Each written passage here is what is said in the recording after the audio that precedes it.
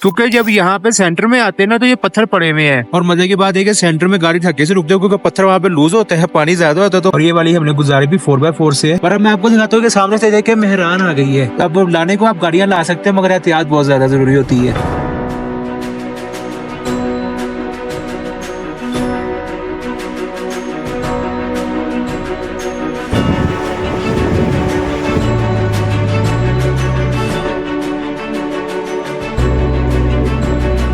अच्छा जी, ये मेरे पीछे वाला रास्ता जो है ये एस्तोर साइड से आ रहा है, चिलम से। और ये मेरे पीछे जो रास्ता है ये स्कर्दू जा रहा है देवसाई से होते हुए। और अगर आप लोग भी प्लान कर रहे थे इस सीजन देवसाई जाने का अपनी गाड़ी पे, लेकिन इसकी रोड कंडीशन का नहीं पता और ये नहीं पता कि आपको गाड़ी लेके जानी चाहिए नहीं, तो ये वीडियो आपके लिए है।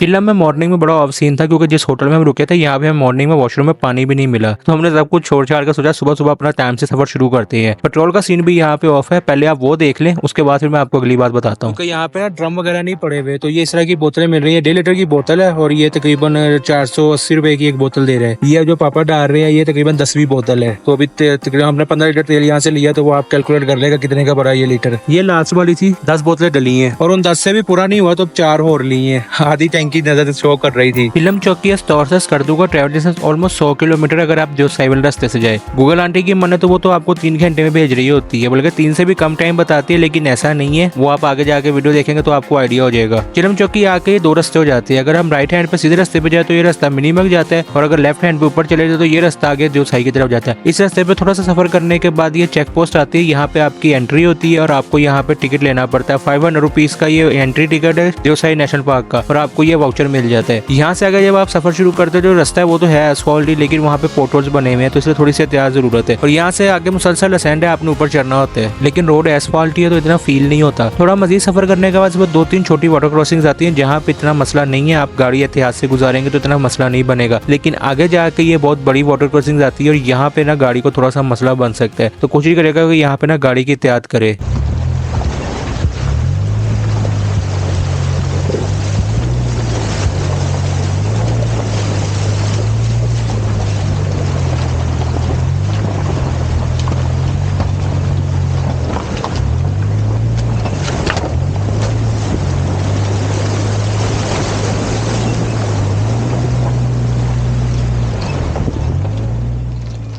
हमने 4x4 लगा लिया था क्रॉस करते हुए, तो यहाँ पे जिन गाड़ियों की ग्राउंड क्लियरेंस लो है ना उनको थोड़ा सा इशू बन सकता है, तो थोड़ा माइंड में रखिएगा। क्योंकि जब यहाँ पे सेंटर में आते हैं ना तो ये पत्थर पड़े हुए हैं। अगर तो गाड़ी ऐसा ऐसा ले है ना तो फिर यहाँ से इजिली आ जाती है, लेकिन अगर गाड़ी सेंटर में रुक जाए तो फिर मसला बन सकता है यहाँ पे। और मजे की बात है कि सेंटर में गाड़ी रुकने वाला काम जो है ना वो होता ही होता है, क्योंकि सेंटर में अपना थोड़ा नीचे होता है लेवल, तो पानी तेज होता है, तो वहाँ पे धक्के से अक्सर कई दफा ना रेस से पैर उठाया जाता है और गाड़ी रुकती है। वाटर क्रॉसिंग से आगे रोड कंडीशन की बात करें तो रोड तो ये खत्म हो जाता है और इस तरह का कच्चा रोड शुरू हो जाता है, लेकिन ये कि इतना इशू नहीं है, गाड़ी वाड़ी आप इस पे लेके जा सकते हैं, लेकिन एहतियात के साथ, क्योंकि आगे जाकर ना ये इस तरह पत्थरों वाला रास्ता है। ये कि गाड़ियां वाड़ियां सामने से आ रही थी, लेकिन मोस्टली गाड़ी जो थी ना ये स्टोर से गई हुई तो सोसर लेक से ना वापस होके आ रही थी। इसके पीछे क्या रीजन है वो मैं थोड़ा सा आपको आगे जाके बताता हूँ। बाकी आगे जैसे जैसे आप सफर शुरू करेंगे देवसाई के लिए तो ये रास्ता ना नैरो हो जाता है, और नैरो के साथ साथ ये रास्ता कच्चा भी है, तो बारिश में यहाँ पे ना थोड़ा सा मसला बन सकता है, स्पेशली अगर आपकी गाड़ी में 4x4 नहीं है तो यहाँ पे अक्सर कीचड़ हो जाता है। तो ये बात भी थोड़ी सी माइंड में रखेगा इन केस अगर आप बारिश में यहाँ पे आ रहे हो तो। बाकी चिलम चौकी से ऑलमोस्ट 40 मिनट की ड्राइव के बाद ये बोर्ड लगा आ गया था, यहाँ से आप देवसाई नेशनल पार्क में ना एंटर हो जाते हैं। यहाँ से आगे रास्ता एकदम स्ट्रेट हो जाता है और यहाँ से तकरीबन 10 मिनट की ड्राइव के बाद सिवसर लेक आ जाती है। चिलम चौकी से सिवसर लेक का ट्रैवल डिस्टेंस ऑलमोस्ट 16 से 17 किलोमीटर है और ये लेक बहुत ज्यादा खूबसूरत है, लेकिन बताने से बेहतर है कि मैं आपको ये दिखाऊं तो आप खुद देख के अंदाजा लगा ले।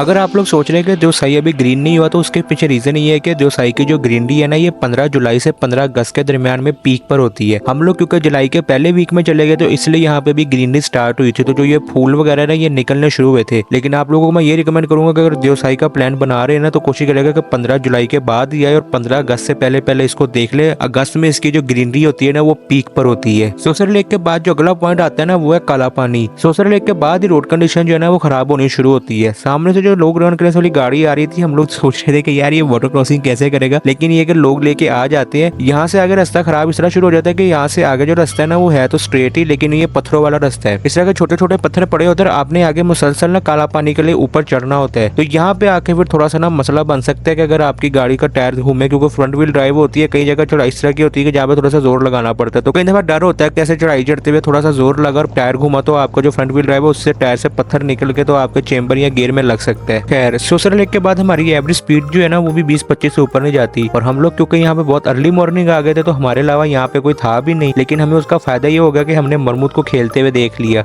आप लोग भी देख ले कि ये कैसे खेलते हैं और कैसे लड़ते हैं।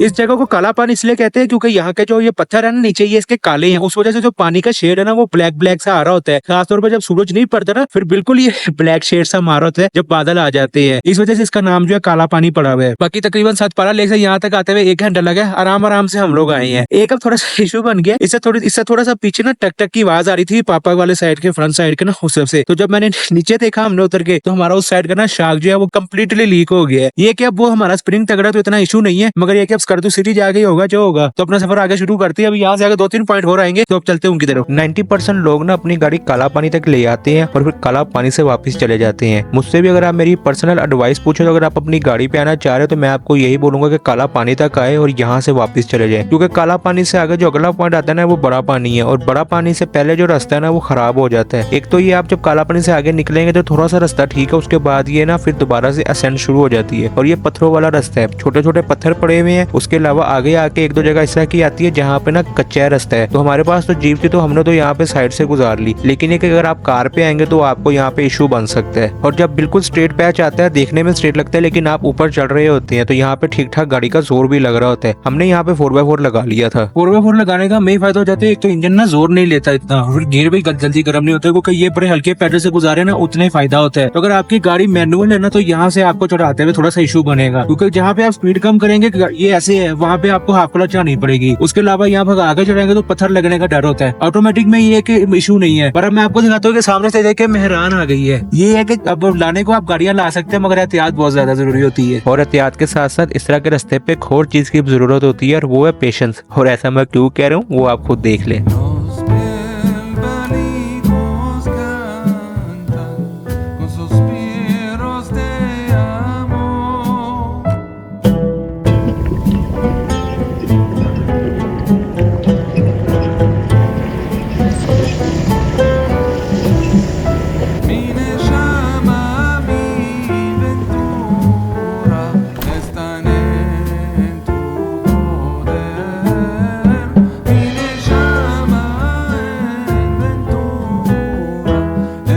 इसको जो बड़ा पानी कहते हैं ना उसके पीछे भी रीजन है। ये सारा पानी जो है ना ये इंडिया के रीजन में जाता है, वहां से फिर खामोश वाटरफॉल कारगिल वाली साइड से दोबारा पाकिस्तान से इस तरह जो खामोश वाटरफॉल पानी आ रहा है ना वो सारा यही पानी है, वहां से फिर घूम के दूसरा देवसाई से फिर इंडियन रीजन, इस तरह ये पानी जो है ना घूम रहा है। इस वजह से इसका नाम जो है ना बड़ा पानी यहाँ पे रखा हुआ है। और ये सारे भाई लोग मुझे मिले, ये सारे फैसलाबाद से ही है। बहुत शुक्रिया भैया। ये जो अभी मुझे पीछे भाई मिले थे ये उनके साथ ही है। शाम पे मैंने आपको स्टोर वाली वीडियो भी दिखाए थे, ये फैसलाबाद से ही है और ये इनके साथ। आपने क्या नाम बताया? अमीर हमजा। चले बहुत शुक्रिया, बहुत अच्छा लगा। Thank you so much. Thank you so much.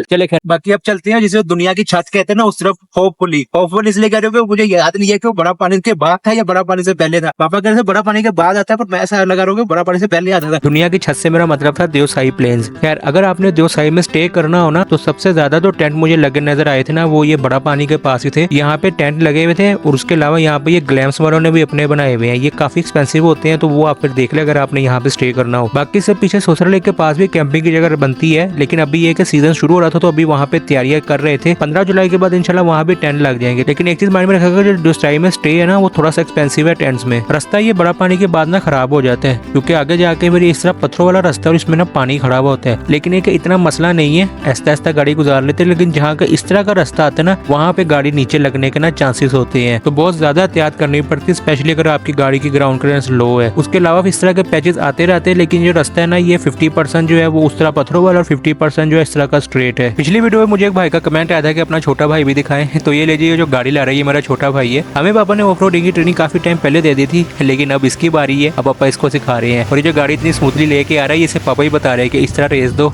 इस तरह रेस छोड़ो। बाकी रास्ता ये आपके सामने ही है, मैं तो इसे गाड़ी वाला बिल्कुल भी नहीं बोलूंगा। बाकी अभी भी जो लाना चाहते हैं तो उनके लिए बेस्ट ऑफ लक। बड़ा पानी के बाद ना देवसाई प्लेन शुरू हो जाते हैं। हमारा इरादा था यहाँ रुकेंगे थोड़ी देर, लेकिन यहाँ पे ग्रीनरी नहीं थी। उसके अलावा दोपहर में यहाँ पे थोड़ी सी गर्मी भी फील हो रही थी, तो हमने सोचा कि यार चलते हैं। गर्मी वैसे गाड़ी में फील हो रही थी, बाहर तो हवा चल रही थी, लेकिन ये था कि हम ना यहाँ आते तक थक काफी गए थे, तो हमने सोचा कि आगे चलते हैं यार स्कर्दू की तरफ। यहाँ से आगे फिर दोबारा असेंड शुरू हो जाता है और रास्ता भी यहाँ से आगे खराब शुरू हो जाता है। ये इस तरह का पत्थर वाला रास्ता हमने 4x4 लगा दिया था। उसके अलावा ये रास्ता आगे से नैरो भी हो जाता है। एक चीज और माइंड में रखेगा, जो सामने से जीपे आ रही होती है ना, ये भी काफी तंग करती हैं। पहले ये इस तरह यहाँ पे नहीं होता था, ये 1-2 साल से ये इस तरह स्कर्दू में भी करने लग पड़े। अब इसकी रीजन तो हमें नहीं पता, शायद इसलिए करते हैं कि लोग अपनी गाड़ी क्यों लेके आ रहे हैं, लेकिन ये कि जीपो वालों से भी बहुत एहतियात करनी पड़ती है। बाकी देवसाई प्लेन्स के बाद देवसाई टॉप आता है। ये डिसेंट भी देवसाई टॉप की वजह से शुरू हो जाती है। हमारा इरादा पूरा था देवसाई टॉप पे रुकने का, लेकिन वो हमें स्किप करना पड़ा क्योंकि रश बहुत ज्यादा था और मोस्टली फैमिलीज थी यहाँ पे। और अगर आप मुझे देखते हैं तो आपको पता है कि जब भी ये फैमिलीज वगैरह रश वाली जगह होती है तो मैं वहां जाकर ना शूट नहीं करता हूँ बिल्कुल भी। तो अपन फिर आगे शुरू करते हैं सतपारा लेक के लिए। रास्ता भी मैं यहाँ से आगे तो आता हूँ क्योंकि आप लोगों ने स्कर्दू तो उतरना है, तो यहाँ से जो उतरने वाला रास्ता है ना वो ज्यादा गंदा है स्कर्दू वाली साइड पे। ये पार्ट स्पेशली उन लोगों के लिए भी है जो स्कर्दू से प्लान कर रहे थे देवसाई अपनी कार पे आने का। तो इस तरह के जब हम देवसाई टॉप से नीचे उतरे थे तो ये रास्ता बहुत ज्यादा ना डिसेंड है, आपने उतरना होता है और उतराई भी ये पत्थरों वाली है। और यहाँ पे ये एक मोड़ आता है, ये तो बहुत ज्यादा ही गंदा है। जो उस साइड से गाड़ियां आती है ना, अक्सर यह इस मोड़ पे आके ना वो गाड़ियां फंसती है अगर आपकी गाड़ी में 4x4 ना हो। उसके अलावा ये छोटे छोटे पत्थर पड़े हैं, डिसेंड है, तो ब्रेक भी बड़े ना एहतियात से लगानी पड़ती है यहाँ पे। बाकी माउंटेन्स का एक रूल होता है कि जब सामने से कोई गाड़ी आ रही है, अगर वो चढ़ाई चढ़ रही है ना, तो आपने उसको रास्ता देना होता है। हमने रास्ता दिया था, लेकिन ये भाई साहब जो थे इन्होंने हमें गुजार दिया, तो इनकी मेहरबानी है। इस तरह के यहाँ पे छोटे मोटे इश्यूज हैं यहाँ पे, क्योंकि रास्ता नैरो है। कई जगह आपको पूरी पूरी गाड़ी साइड पे लगा कर रास्ता देना पड़ता है, वेट करना पड़ता है, तो ये चीज भी माइंड में रखेगा। उस साइड से जब आप आते हैं तो एंडिंग के जो चढ़ाइयां ना वही खराब है। नीचे नीचे रास्ता जब ये प्लेन हो जाता है ना तो काफी बेहतर है, गाड़ियां वाड़ियां ना प्लेन तक आ सकते हैं। लेकिन मैं अभी भी आपको बोलूंगा कि स्कर्दू साइड से ना देवसाई आने के चक्करों में ना पड़ेगा, मैं आपको बिल्कुल भी रिकमेंड नहीं करूंगा। और आपकी गाड़ी की ग्राउंड क्लियरेंस लो है। उसके अलावा ये चेक पोस्ट आती है, सुबह जो हमें पर्ची मिली थी वो पर्ची यहाँ पे चेक होती है और यहाँ से फिर हम आगे अपना सफर शुरू कर देते हैं सतपारा लेक के लिए।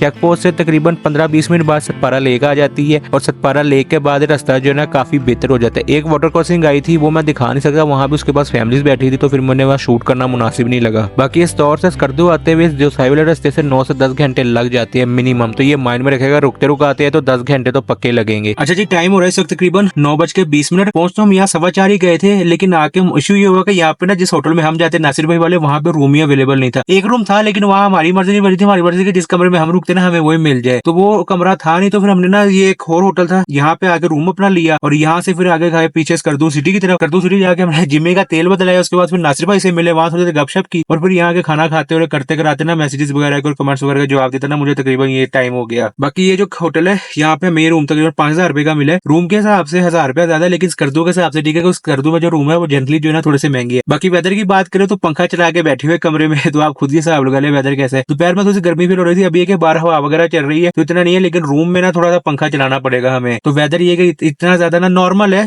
पंखे में गुजारा हो जाता है। गर्मी भी नहीं है और सर्दी भी इतनी कोई खास नहीं है, तो कपड़े अपने पास नॉर्मल आप रख सकते हैं। जैकेट उठ रही है वो लाजमी है। बाकी बात करते हैं स्टोर स्कर्दू आया देवसाई वाले रास्ते पे। तो इस तरह के मैंने आज आपको वीडियो दिखा दी। इस वीडियो का मकसद ये था कि जो लोग अपनी गाड़ी पे आना चाहते हैं ना, तो उनको पता लग जाए कि क्या सीन है। अब इसमें कुछ लोग जो है वो मुझे कमेंट करके कहेंगे तो हम तो अपनी गाड़ी पे चले गए, ये है वो। तो इस तरह के आप लोग चले गए हैं, लेकिन देखने के क्या दोबारा आप जाएंगे? मुझे नहीं लगता जिसकी अपनी गाड़ी है ना वो दोबारा जाएगा। उसके अलावा इस तरह के जब आप स्कर्दू से निकलते हैं ना देवसाई के लिए, तो चेक पोस्ट तक तो कोई इशू नहीं है। चेक पोस्ट से आगे रास्ता खराब शुरू होता है। अगर आपकी गाड़ी में 5 बंदे ना, तो आपने ऑलरेडी उस चेक पोस्ट पे 2500 रुपया दे दिया। जब आप वापस आएंगे ना तो वो 2500 तो आपको रिफंड हो गई नहीं। लेकिन मुझसे पर्सनल पूछे, आज मैं ट्रेवल करके आया हूँ दूसरे एरिया में भी जाता हूँ, मैं आपको ये बोलूंगा कि गाड़ी वाला रिस्क ना ले, क्योंकि आपने एक बैच नहीं लगाना कि हम अपनी गाड़ी पे स्कर्दू से स्टोर गए, स्टोर से स्कर्दू। देखने के आप जो ट्रेवल कर रहे हैं आप उसको एंजॉय भी कर रहे हैं, क्योंकि जिसकी अपनी गाड़ी है ना, मैं 100% श्योर हूं कि वो परेशानी होगा कि यार गाड़ी में बचाऊं, क्योंकि फिर सफर एंजॉय नहीं करता, ज्यादा टेंशन होती है गाड़ी बचाने की। तो ये थोड़ा सा माइंड में रखेगा। मेरी पर्सनल आपको एडवाइस है कि आपने अगर देवसाई जाना ना, अपनी गाड़ी स्कर्दू में खड़ी करें, यहाँ से आप जीप रेंट करके तो वहां जा सकते हैं देवसाई, सियोसर लेक तक जाए, वहां से वापस आ जाए। तकरीबन 18-20 हजार रुपया लेती है, तो 20-22 हजार डीजल लेती है और 18 से 20 हजार के दरमियान लेती है जो 92 मॉडल पराडो है। स्टोर साइड से जो यहाँ आते हैं उसका मुझे रेंट नहीं पता, वो भी तकरीबन इतना ही होगा अगर आपने